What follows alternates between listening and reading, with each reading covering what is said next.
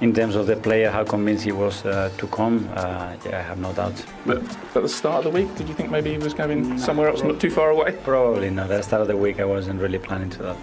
Okay. I must ask you about the bad news I mentioned at the start.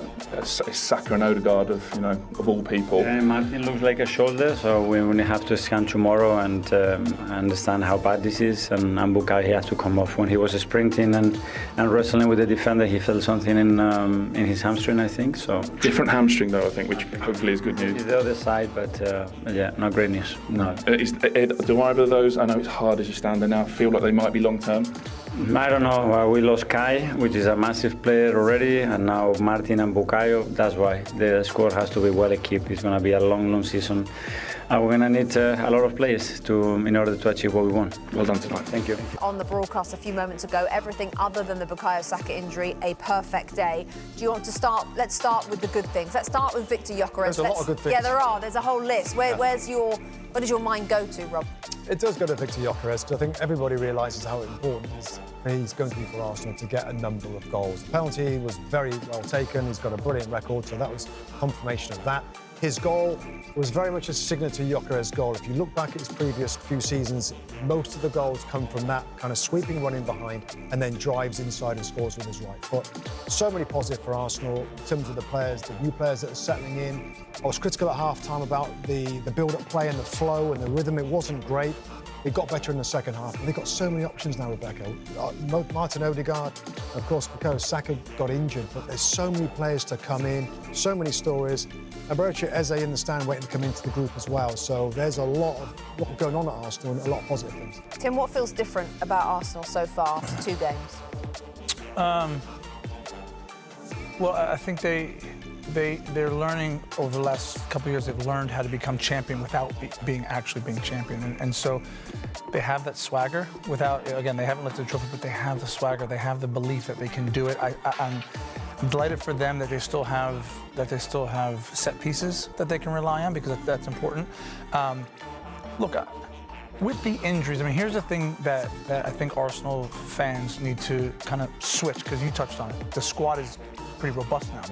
They're deep. Whereas before it was one injury, season's over, right? It happened to Gabriel, it happened to Saka. This team is built differently. They're built to sustain certain injuries and go again and be able to put someone in the starting lineup and not have a drop-off. That's what City did all those years. That's why they won a title, because they could chop and change and then their level never dropped off. I think this Arsenal team is getting there. Tim, how do you feel about 15-year-old coming on?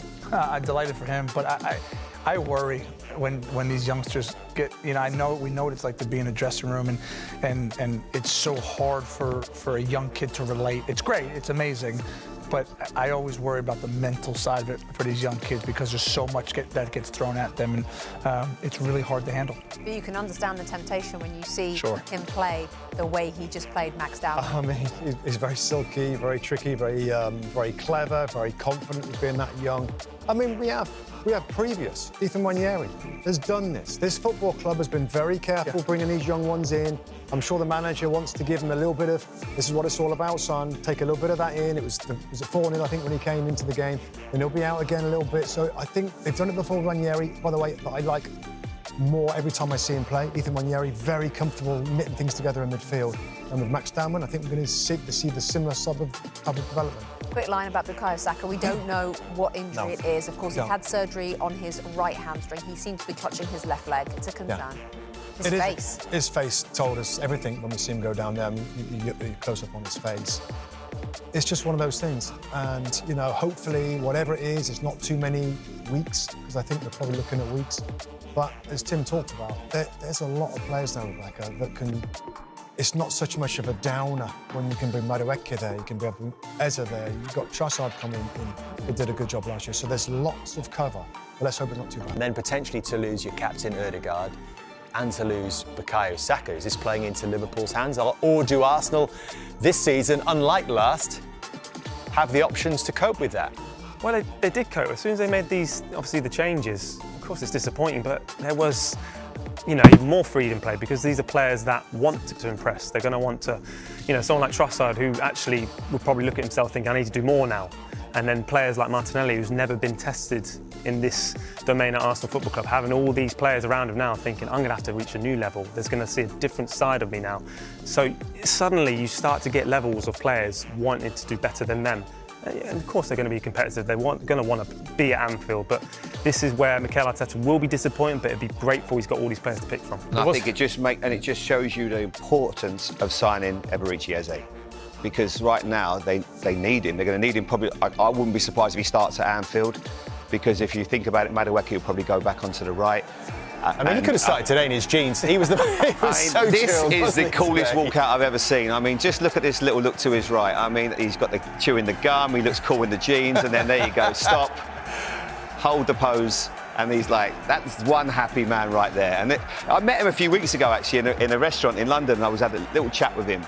And I was like, well, what a great guy. He is such a cool dude, and he is going to be brilliant there. And the number 10 shirt just feels right on him, because at Palace, he was 10 at Palace, wasn't he? Yeah. I'm sure he was 10 anyway, when he played the 10. And it just feels like he deserves it. He's done such a great job for Crystal Palace. This is now his big opportunity.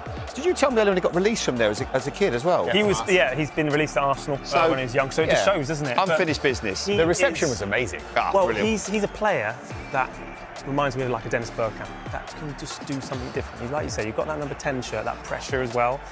But if you walk out like that, you can Is it different though, playing at Crystal Palace and playing at Arsenal? The thing is though, he won't shy away from the way he plays from Palace to Arsenal, because he just loves playing football. And when you have players that just enjoy when the ball's at their feet and they have that aura about and that presence, and now having that shirt of Arsenal when he's been at the club thinking, I'm going to show you, I'm going to make it work here. Look, you can just see how gifted he is. He just creates space, he gets into areas. Good strike as well, Theo. And the goals are the side of it, which you look at someone like Odegaard, probably doesn't get as many goals in that position. He scores all kinds of Seems to perform in big games as well. We've seen that in cup finals recently, Jamie. Yeah, exactly. He doesn't quite get hold of this one, though.